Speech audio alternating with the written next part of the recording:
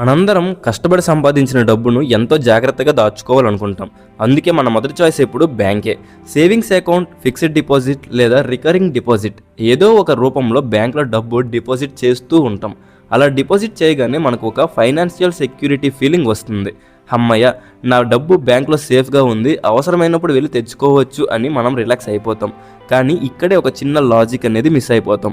మనం బ్యాంక్లో వేసిన లక్షల కోట్ల రూపాయలు నిజంగా బ్యాంక్ లాకర్లో అలాగే ఉండిపోతాయా, లేక బ్యాంకు ఆ డబ్బును సర్క్యులేట్ చేస్తూ బిజినెస్ చేస్తుందా? అసలు మన డబ్బుతో బ్యాంకు వేల కోట్ల రూపాయలు ఎలా సంపాదిస్తుంది? బ్యాంక్ వెనక ఉన్న అసలైన బిజినెస్ మోడల్ ఏంటి? ఈ వీడియోలో మనం బ్యాంక్లో డిపాజిట్ చేసిన డబ్బు అక్కడి నుండి బయటికి ఎలా వెళ్తుంది, తిరిగి ఎలా వస్తుంది అనే ఫైనాన్షియల్ సైకిల్ గురించి పూర్తిగా క్లియర్గా తెలుసుకుందాం. Let's start today's interesting topic. This is Sairam. Welcome to Sairam creatives YouTube channel. ముందుగా చూసుకుంటే ఇంటర్మీడియరీ సిస్టమ్. మొదటిగా మనం అర్థం చేసుకోవాల్సిన విషయం ఏమిటంటే, బ్యాంక్ అనేది కేవలం డబ్బును భద్రపరిచే స్టోర్ రూమ్ అయితే అస్సలు కాదు. అది ఒక ఫైనాన్షియల్ ఇంటర్మీడియరీ. అంటే డబ్బు ఉన్న వాళ్ళ దగ్గర నుండి తీసుకోవడం, డబ్బు అవసరం ఉన్న వాళ్ళకి ఇవ్వడం. దీన్నే సింపుల్గా చెప్పాలంటే బ్యాంక్ అనేది ఒక మధ్యవర్తి లాంటిది. Second, interest rate spread. మనం బ్యాంకులో డబ్బు డిపాజిట్ చేసినప్పుడు బ్యాంకు మనకు సంవత్సరానికి సుమారుగా 3 to 6% వరకు వడ్డీ ఇస్తుంది. మనకు ఇంత వడ్డీ ఇస్తుంది అంటే బ్యాంకు అంతకంటే ఎక్కువ సంపాదించాలి. అందుకే బ్యాంక్ మన డబ్బును ఇతరులకు లోన్స్ రూపంలో ఇస్తుంది.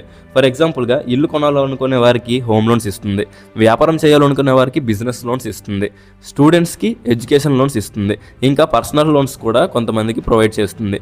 వీటి మీద బ్యాంక్ వసూలు చేసే వడ్డీ రేటు 8% నుండి 14-15% వరకు కూడా ఉంటుంది. క్రెడిట్ కార్డ్స్ మీద అయితే ఇది 30% వరకు కూడా వెళ్ళొచ్చు.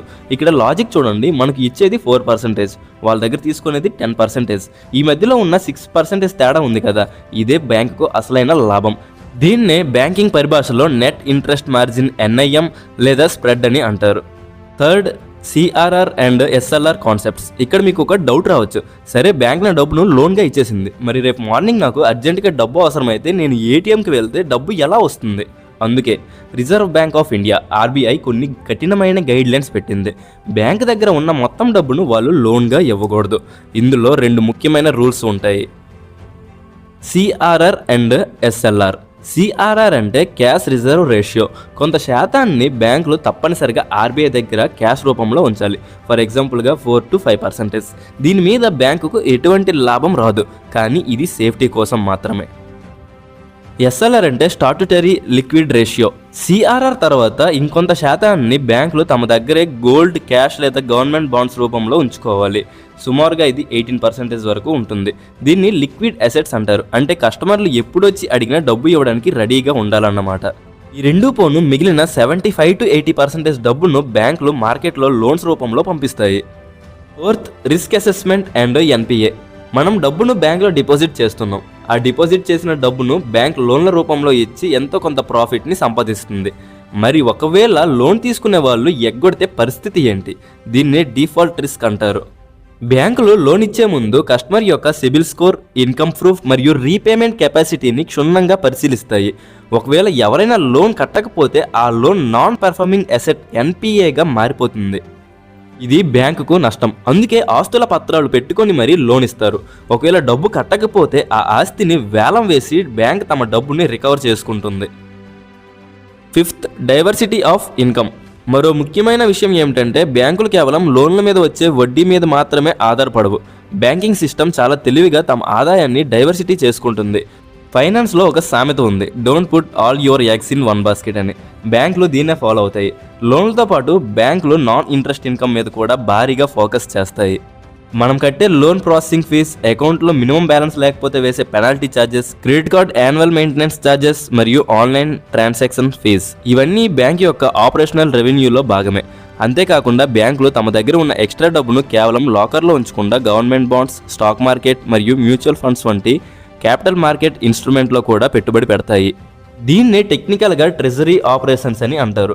ఒకవేళ కొన్ని లోన్లు తిరిగి రాకపోయినా ఈ ఫీ బేస్డ్ ఇన్కమ్ మరియు ఇన్వెస్ట్మెంట్స్ బ్యాంకుకు ఒక ఫైనాన్షియల్ సపోర్ట్ లాగా పనిచేస్తాయి. దీనివల్ల బ్యాంకు దివాలా తీయకుండా ఫైనాన్షియల్ స్టెబిలిటీని మెయింటైన్ చేయగలదు. Sixth, DICGC cover. మన డబ్బుకు గ్యారంటీ ఏంటి? చివరిగా ఒక ముఖ్యమైన విషయం, ఒకవేళ బ్యాంక్ పూర్తిగా నష్టాల్లోకి వెళ్ళి ఎత్తివేస్తే మన డబ్బు పరిస్థితి ఏంటి? భారతదేశంలో ప్రతి డిపాజిటర్ కోసం DICGC, deposit insurance and credit guarantee corporation అనే సంస్థ ఉంది.